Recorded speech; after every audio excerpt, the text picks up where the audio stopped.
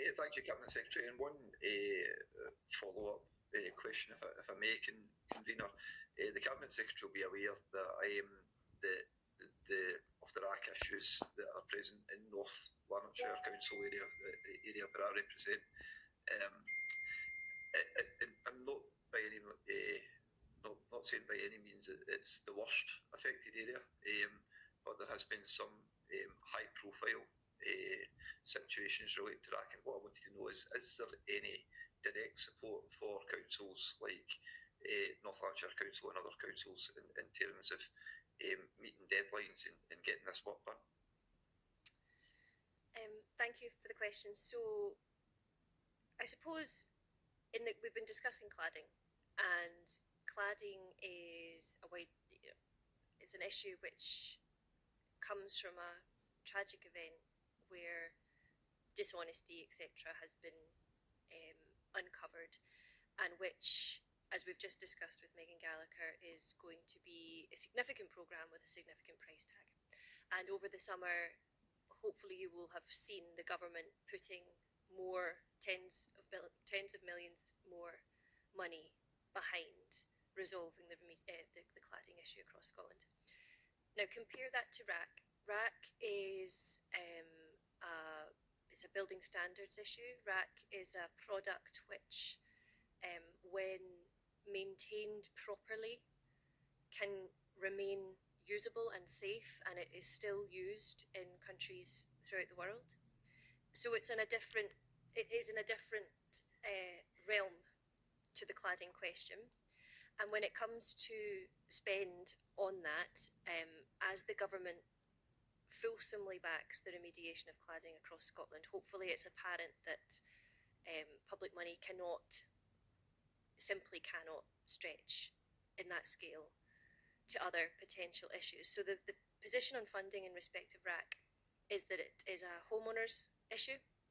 It's essentially a matter of building maintenance, which is always, in principle, the homeowner.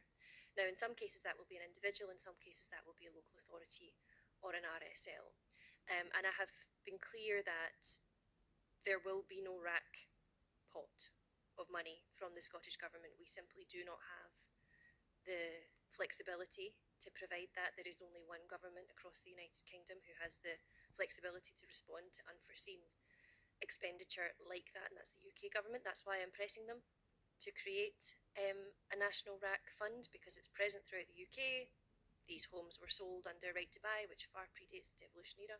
So I'll continue to do that. In the meantime, what I have said is that I will consider applications for flexibility of existing funding that we make available to councils, and colleagues might have seen last week in respect of Aberdeen City Council that we were able to come to an agreement in respect to the delivery of affordable homes.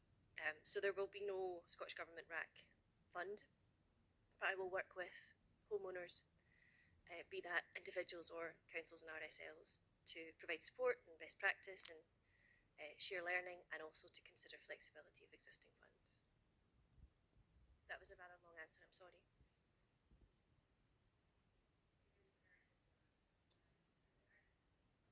My mind, so it's something that we've been exploring in the committee as a whole since, I think actually it first came up in our very early cladding session, was around the idea that if in RAAC, if the responsibility is the homeowners, it's a homeowners issue, and I think that was helpful, the differentiation there that you made.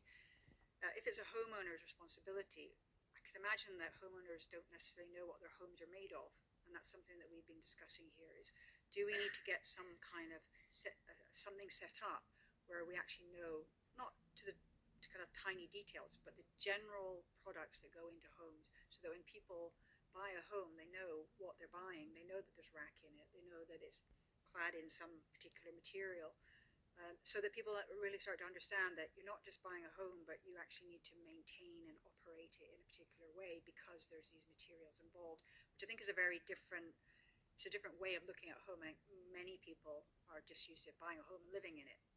But I think we're moving into a new direction where we're exploring things like passive house and all that kind of stuff, where actually what's coming up is that we need to learn how to maintain and operate, not just clean the gutters, but understand in a bit more detail what we're living in. Have you got any thoughts on that? Yes, I think so. And you know, it's something that's really it's been on my mind because as I state the principle that it's a homeowner's responsibility when if RAAC emerges, of course I'm considering what that actually means for the people involved, and you know, I sympathise with them hugely because it's a very difficult thing to be going through. One of the things I think we can do in exactly the train of thought that you've put to me, convener, is to work, for example, with the Institute of Structural Engineers on very clear and readily understandable guidance about what to do if you think your home might have RAAC or other building maintenance issues.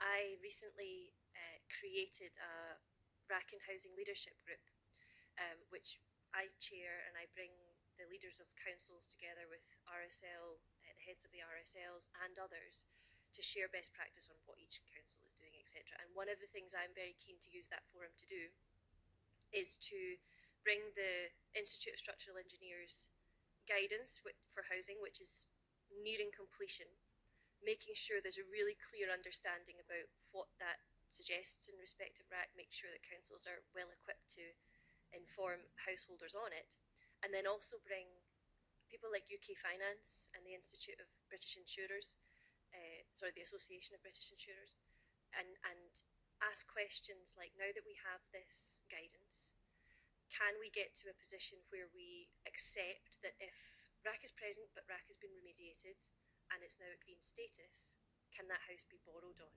So I think there's a lot, digressed slightly, but your point about understanding your building is critical. The guidance from iStruct-E will help with that, and I also think it can help us to address issues of borrowing and mortgaging. Okay, thanks very much. Fulton, I think you wanted to come back in. Yeah, thanks, convener. It was just to clarify a point there and give my apologies to both yourself and the Cabinet Secretary for perhaps being opportune given issues within my own area and constituency casework that I've had, and muddling up, if you like, for the